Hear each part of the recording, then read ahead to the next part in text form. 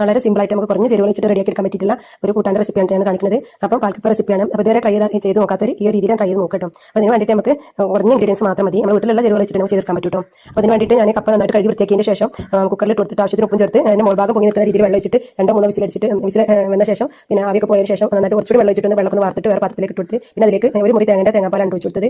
പിന്നെ കട്ടി തേങ്ങാപ്പാലാണെങ്കിൽ ഒരു തേങ്ങ ഒഴിച്ചു കൊടുക്കാം. ഞാൻ 2 പാലും 1 പാലും വേറെ വെച്ചിട്ടില്ല, അല്ലാതെ ഞാൻ ഒഴിച്ചു കൊടുത്ത് പിന്നെ അതിലേക്ക് ഒരു കൈപ്പിടി ചെറിയുള്ളി ചതച്ചതും പിന്നെ നമ്മൾ എരിവിന് ആവശ്യമായിട്ടുള്ള എന്താ പറയുക കാന്താരി എടുക്കുക. ഞാൻ 15 കാന്താരിയിൽ അധികം എടുത്തിട്ടുണ്ടാവും. അപ്പം അതുകൂടി ചതച്ചെടുത്തിട്ട് പിന്നെ ആവശ്യത്തിന് കറിവേപ്പിലയും കൂടി ഇട്ടിട്ട് എല്ലാം കൂടി നന്നായിട്ട് യോജിപ്പിച്ചെടുത്തിട്ടോ.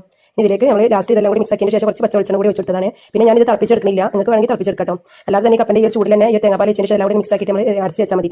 ഉപ്പ് നോക്കിയിട്ട് ഉപ്പ് കുറവാണെങ്കിൽ ആവശ്യത്തിന് ഉപ്പ് കൂടി ചേർത്ത് കൊടുക്കുക. പെട്ടെന്ന് നമുക്ക് റെഡിയാക്കി എടുക്കാൻ പറ്റിയുള്ള റെസിപ്പിയാണ് കേട്ടോ. നമ്മൾ എടുത്ത് വെക്കുകയാണെങ്കിൽ മാത്രം തിളപ്പിച്ചെടുത്താൽ മതി. തിളപ്പിക്കാത്ത ഇതുപോലെ ഒന്ന് തേങ്ങാപ്പാൽ വെച്ചിട്ട് ഇതുപോലെ ട്രൈ ചെയ്ത് നോക്കുക. നല്ല ടേസ്റ്റാണ് കേട്ടോ. അപ്പം ഇതിന് കൂടെ വേണമെങ്കിൽ നമുക്ക് സൈഡ് ഡിഷായിട്ട് മീൻകറിയോ അല്ലെങ്കിൽ ചമ്മന്തിയോ എന്താ പറയുക ബീഫോ ചിക്കനൊക്കെ കൂട്ടിയിട്ട് കഴിക്കട്ടോ. ഒന്നുമില്ലെങ്കിൽ ഇത് മാത്രം തന്നെ കഴിക്കാൻ നല്ല ടേസ്റ്റാണ്. കാരണം ഇതിൽ ഉള്ളിയും ഈ ഒരു കാന്താരിയൊക്കെ ഇതുപോലെ ചതച്ചെടുത്തുകൊണ്ട് അത് ഇങ്ങനെ കഴിക്കണം.